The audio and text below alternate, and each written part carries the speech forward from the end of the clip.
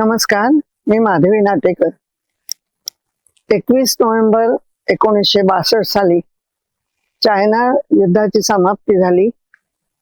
त्या दिवसाचे औचित्य साधून सांगली रोटरी क्लबने ब्रिगेडियर हेमंत महाजन यांना युद्धाची माहिती देण्यासाठी रोटरी क्लबला बोलवलं आणि तेव्हाच शूरा मी वंदिले या पुस्तकाची माहिती पण देण्यात आली. सर्व सैनिक दलामधील सर्वोत्कृष्ट कामगिरी करणाऱ्या सैनिकाची निवड 17 पॅराफिल्ड रेजिमेंट मध्ये केली जाते. या अतिकठीण शिक्षणामुळे विद्यार्थ्याची शारीरिक आणि मानसिक लढण्याची क्षमता उच्च प्रतीची असते. माझे बंधू विष्णू आठले यांचे शिक्षण संपताच गोवा मुक्ती संग्रामात त्यांना पाठवले होते. गव्हर्नर ऑफ दिवार आयलंड अशा पत्त्याचे त्यांचे पत्र आले तेव्हा त्यांचे वय केवळ 21 वर्षाचे होते. तेथून परतल्यावर ते आग्र्याला पोहोचले आणि 1962च्या युद्धासाठी ते वॉलॉंगला छत्रीधारी सैनिक म्हणून रुजू झाले. अतिशय मानाचे आणि कणखर बुद्धीचे काम करताना त्यांनी देशासाठी बलिदान दिले.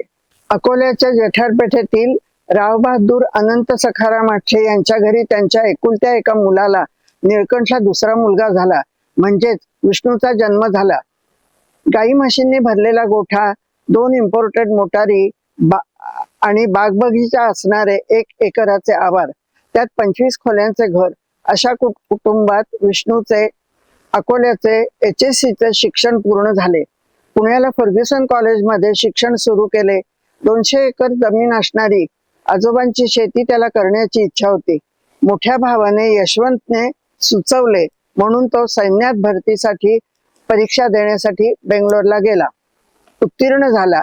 NDA, देहरादून, देवळाली असा शिक्षण प्रवास संपवून गोवा मुक्तीसाठी त्याची नेमणूक झाली. गोवा मुक्ती करून तो आग्र्याला परतला. तेथून 1962च्या चायना वॉरवर त्याला पाठवले गेले. तो देश रक्षणासाठी युद्धभूमीवर गेला. तो परतलाच नाही. त्याला श्रद्धांजली देणे आणि आमच्या घरातले आणखी 12 जण सैन्यात आहे त्यांच्या आठवणींना मानवंदना देण्यासाठी मी पुस्तक लिखाणाची कल्पना मांडली. हेच ते शूरा मी वंदिले पुस्तक आहे. आठल्यांच्या घरासमोरच्या रस्त्याला विष्णू आठले या शूर लढवय्याचे नाव दिले असून त्या पाठीची भयानक दुर्दशा झाली आहे. मी अकोला सोडून 62 वर्षांहून जास्त काळ लोटलाय. मला एके दिवशी अचानक एक अनोळखी व्यक्तीचा फोन आला.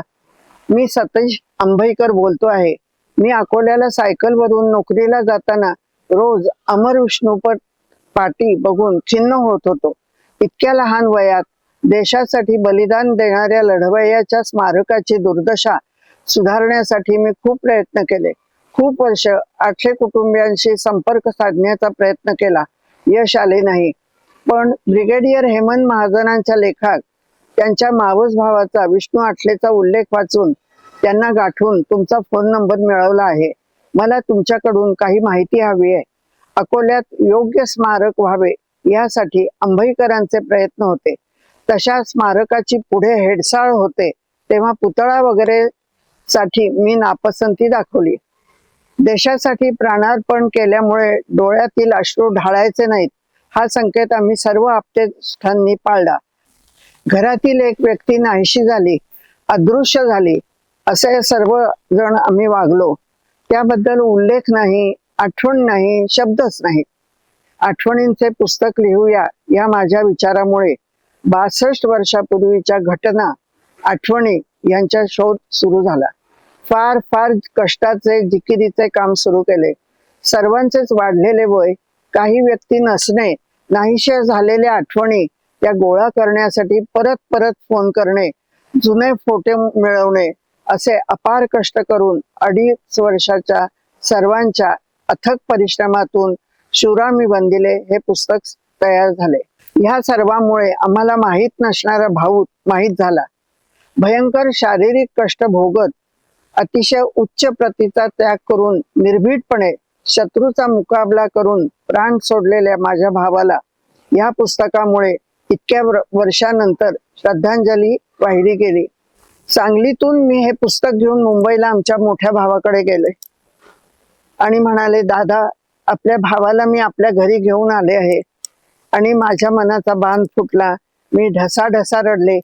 एकदाच त्याच्यासाठी हे अनावर अश्रू ढाळले. शब्दांची फुलं, आठवणींची ओंजळ, अश्रूंचे अर्घ्य देऊन मी माझे मनोगत थांबवते. नमस्कार.